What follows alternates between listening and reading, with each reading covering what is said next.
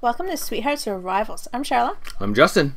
Today we're going to be doing a list. Yep. And what the list is, if we had to cull our board game collection to just 50 games, you can't do it? No. Which games would they be? Yep. Yep.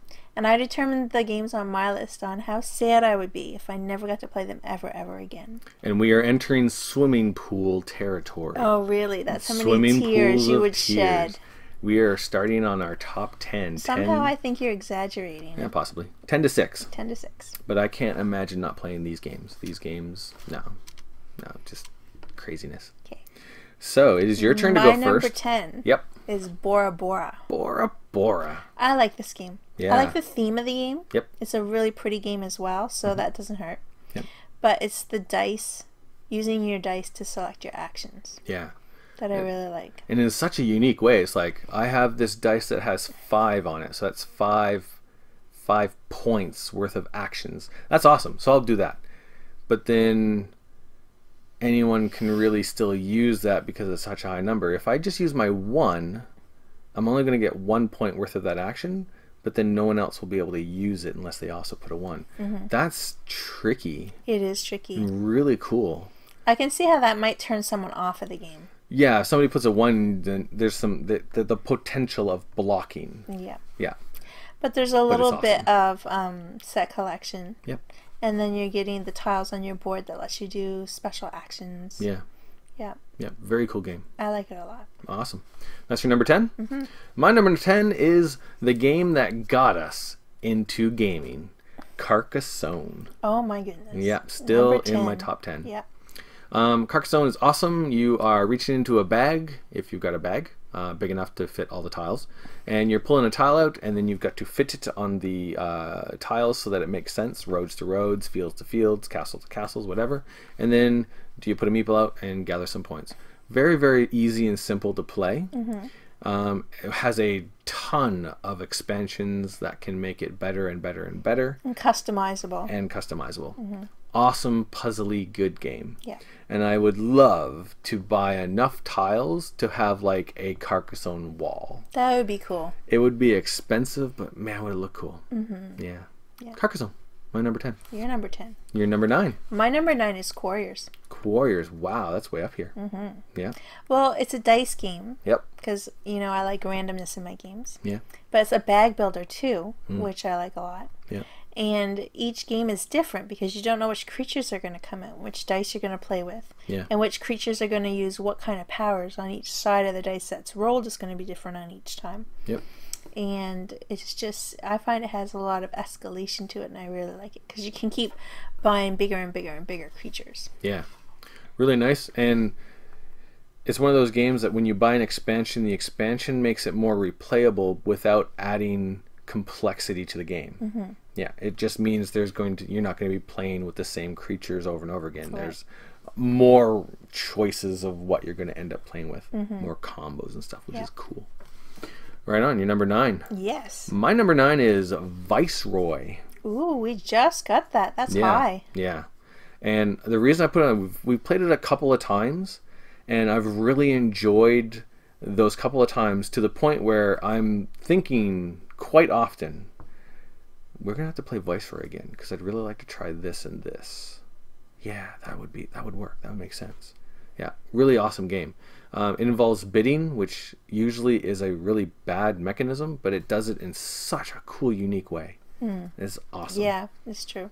And a lot of people have said it's kind of themeless, like it's very abstract, but I can... No, it doesn't matter though for the game. Yeah, I see it as, you know, in your bid for power, you're gathering these people and you're putting them in positions to benefit you. And that's where your pyramid of power comes from. Right. So it's abstracted, but I see the theme in it and I enjoy it. Yeah. Awesome game. I'm no good at it, but it's fun. We got to play it more. Yeah. Yeah. That was my number 9, Which brings us to your number 8. My number 8 is Carcassonne. Carcassonne. I love Carcassonne. Yeah. Because, yeah, it was the very first game that introduced us to, like, the designer board games. Yeah. And it was funny, I still remember the first time I ever played it. Yep. And I was like, can we play this again? Yeah. And in the town that we live in, it's so small, there's not really a game store that has a huge variety of games to choose from. Yeah. And we were in Halifax at the time. And it was so funny because you didn't think I was going to be happy about you spending money on I just this bought game. Small World and 2 expansions for Carcassonne and spent a fair bit of money on that. Yeah. Yeah. And you're like, is the store open tomorrow? Can Yeah. we go buy We should some get more? some more expansions before we leave Halifax. Yeah. That was an eye opener. It's like, all right, this board gaming thing is cool. Yeah. Yeah. Yeah, I really enjoyed it. Yeah. I enjoy it. And we have the castle. We have the castle and the city.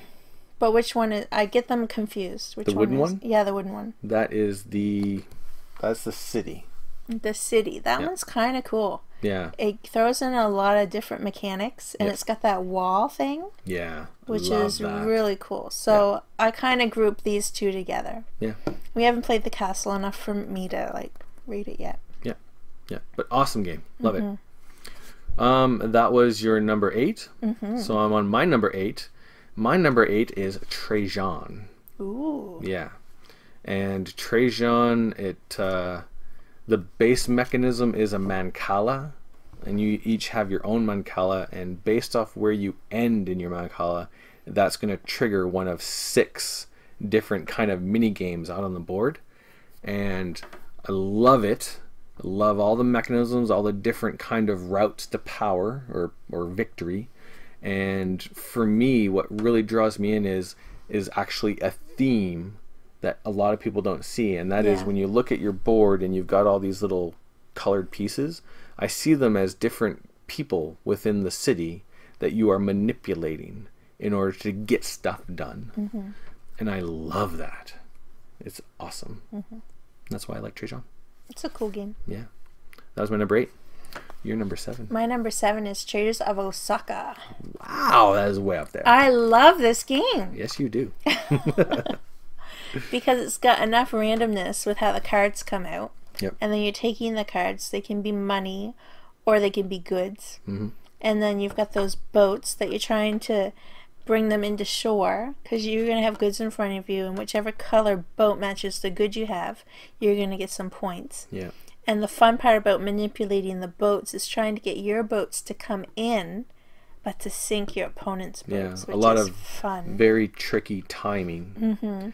And if we had to like rate games based off of like how much game looks like is in the box compared to how much game is actually in the box, like there is a lot of game in this, what seems like almost like a filler. Yeah. I guess actually, is it within 30 minutes? Yeah. Yeah, it is a filler. Yeah. But there's so much game. Every decision is like super important. And it was published before as Traders of Carthage. Yes. And it was not very pretty. Nope. And now Z-Man has the Traders of Osaka, and it's beautiful. Yeah, gameplay's awesome. I mean, looks awesome. I don't rate games on how pretty they are, but it doesn't hurt that it's pretty. No. Because it's nice to look at something nice when you're playing a game. Yeah, awesome game. All right, which means we are at my number 7, because you just did your number 7. Yes. Yeah, my number 7 is Hyperborea. I was wondering where Hyperborea was going to fall for you. You knew it was going to be on there. I knew it was going to be high. Yeah. Hyperborea is very high for me because it is a very Euro-y, streamlined kind of bag building game. And you're using these resources, this bag building, to trigger abilities.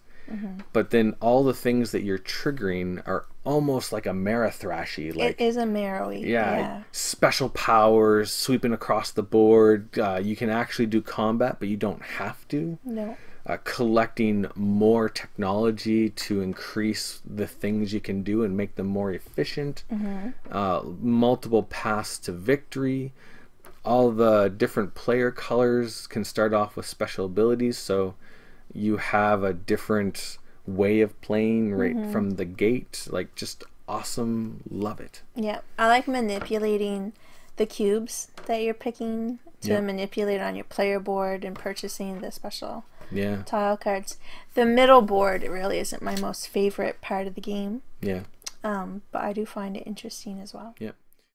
Even though the middle board isn't your favorite part of it, I do like that it's a bunch of hexes that you piece together, so the board is going to be different every time. And a lot of the game is getting those sections under your control to activate their powers.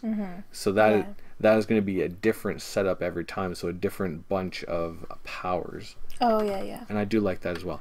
I'm not a big fan of the combat, but that's just in general. I'm not a big fan of combat in board games. Anyway, yeah. The combat in Hyperborea is very, very like simple and quick and awesome, which I do like a lot. Yeah, and you can focus your whole game around that if you want to, because there is like an area control, area majority thing going on. Yeah. But I've seen people win not doing any combat at all. Yeah, which I love that. It's awesome. It'll be interesting to see how the ranking of Hyperborea is affected from when we finally get Orléans, which is also a bag builder. Right, it's true. Yeah. So we'll see. Cool. But that is my number 7, which means we are to your number 6. My number 6, you already said on your list a long time ago. Ooh, what is it? Takedo. Takedo. Nice. Takedo. Takedo. Yeah. Takedo. Which way? I think it's Kai. Oh, Takedo. Yeah, Takedo. Yeah. But I love this game because the game itself is quite well, not simple, but really easy to understand, because there's not a trail, but like a path you're going to take on a trip.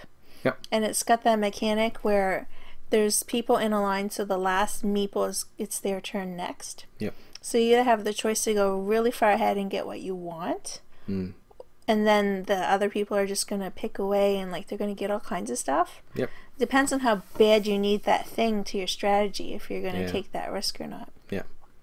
And the whole goal of it is kind of set collection along the way to gather up all these cool things and souvenirs and like best meals and all these awesome panoramic pictures. And you're going to get points for all that in the end. And whoever had the most enjoyable trip is going to be the winner. Which is an incredibly... I don't think I've ever seen any other game that has that type of theme. Like, you've just played the game, and which one of you had the most enjoyable trip? It's like, what? Yeah. You didn't beat anyone up? No. Yeah. I like that game a lot. It is. It's an awesome game. Yeah. Yep. Right on. My number 6, you said a while ago, and that is Power Grid First Sparks. Ooh, that's way higher than where I had it. And this is such a streamlined game. And I can see some people not liking it because it's so streamlined that if you make a mistake, you can really set yourself back and not be able to recover. Like, you really have to manage your stuff well. And the reason I like it is it's streamlined, it's awesome, it's fun, and I like it more than Power Grid because of the auction, which isn't an auction. In Power Grid, it's a straight up auction. Who's going to bid one more? You're going to bid one more? Are you going to bid one more? Am I going to bid one more? And it just goes around and around, and I'm just like snorefest. But for First Sparks, whoever is the first player looks at the offer and chooses one and says, who would like this? And the person who is in last place is the person who gets to decide if they're going to take it or not. So being first place can actually suck. Right. And there's so much like mind games in that. I was just going to say, like, it's a whole mind game that you're playing to see. You're trying to hold back. Or, like, there's 2 levels, too, because the top level's available, but the bottom layer's not. So as something gets taken, your cards are going to move up. But are they? Because they're going to be organized by the number that's in the corner. So, like, you've got your eye on this card, which is just out of your reach. And you're trying to offer things that maybe will push that up into the level in which you can get it for. It's sneaky. It's sneaky. It's like, I'm going to offer this, and oh, yeah, you took that. Ha ha ha. Now I get the bow that I really wanted that I'm not going to offer right yet. You offer something and no one wants it. And then guess who has to take it? Yeah. That kind of technology auction that isn't an auction, that mechanism right there. It's just a Jedi mind trick. Yeah, that is so awesome and amazing, and that does not exist in Power Grid. No, you're right. Only in First Sparks, and that makes the game amazing for me. So that's my number 6. Oh, and Animeeples. Oh yeah, the Animeeples. They're kind of cool too. Yeah, they're nice. The end. Yep. So yeah, that is our 10 to 6. Right. Yeah. So we got to do. We've got one more video left where you get to see our 5 to number 1 games of our collection. Yeah. That if we only had 5 games, what would they be? Yeah. If the house is burning down. No. These might be the ones we grab first. No, you don't say that. Oh, sorry. All right. Thanks for watching. We'll see you next time. Laters.